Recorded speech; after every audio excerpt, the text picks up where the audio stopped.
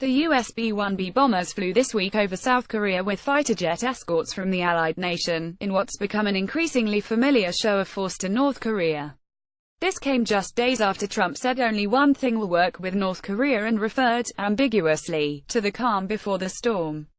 Does the new developments mean the US is getting ready for a military conflict with a nuclear-armed North Korea? Stay tuned for live updates. October 13, 2017, 7:06 p.m. IST US B1B bombers have flown this week over South Korea with fighter jet escorts from the allied nation, in what's become an increasingly familiar show of force to Pyongyang. It has come just days after Trump said only one thing will work with North Korea and referred, ambiguously, to the calm before the storm.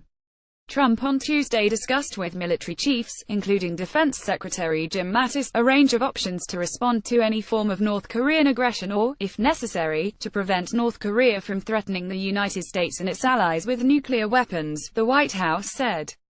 During past high tension with North Korea, the U.S. has contemplated but not resorted to offensive military action.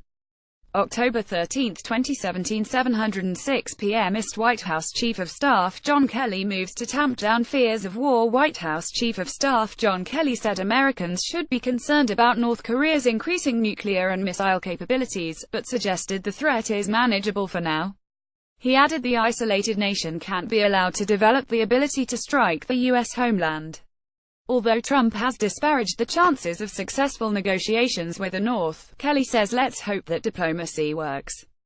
October 13, 2017, 7:05 p.m. IST former senior Pentagon advisor Jim Mattis on possibility of U.S.-North Korea war. Jim Mattis, a former senior Pentagon advisor for East Asia policy, suggests U.S. policymakers think we're on the brink of all-out war. But Mattis added that doesn't mean the administration is bluffing or has ruled out some kind of limited strike in response to a North Korean provocation. He said most telling were the repeated B-1B bomber flights, which he said were not intended just to signal U.S. resolve, but to practice making the long flight from the U.S. Pacific territory of Guam where they are based, and to get a feel for what kind of air defenses North Korea has and how we see them react. October 13, 2017, 7:03 p.m. IST for now, there's little indication that either the U.S. or North Korea is preparing for a resumption of the 195,053 Korean War, which devastated the peninsula. North Korea, which suffers food shortages, is in the midst of a fall harvest for which military manpower is needed. Civilians are not reported to be mobilizing for a war. Addressing a ruling party meeting last weekend, leader Kim Jong-un railed against U.S. imperialists, but the bulk of his speech was about the economy. October 13, 2017, 7:03 p.m. IST in South Korea, there's been no move to prepare civilians for evacuation, among them more than 100,000 Americans. They include thousands of family members of the 28,500 U.S. troops based there. Many live in the capital, Seoul, in range of thousands of North Korean artillery guns and rockets positioned close to the tense frontier.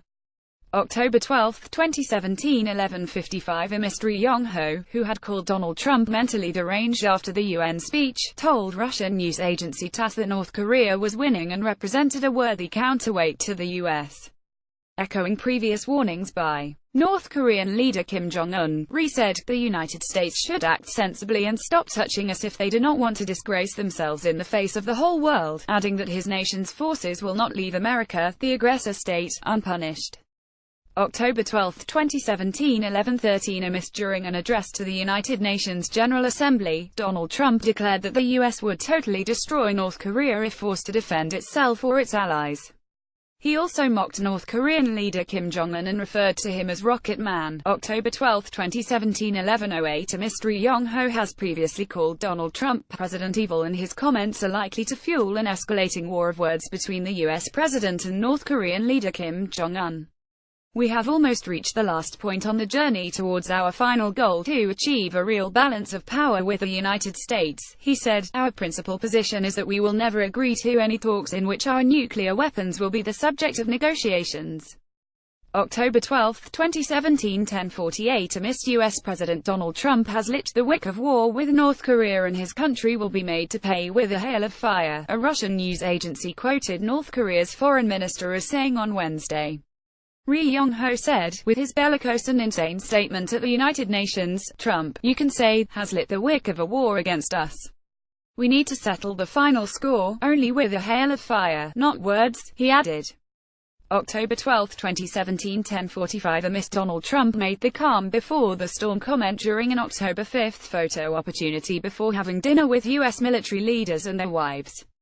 The dinner followed a meeting in which Trump and the military leaders discussed Iran, North Korea, Afghanistan and the fight against Islamic State. On Wednesday, Trump also characterized a diplomatic deal with North Korea brokered under former President Bill Clinton as a failure. Before the ink was dry on the contract, they were already starting again with the missiles, and with the nuclear. Frankly, Trump said, "We cannot allow this to happen. This should have been taken care of long ago," he said.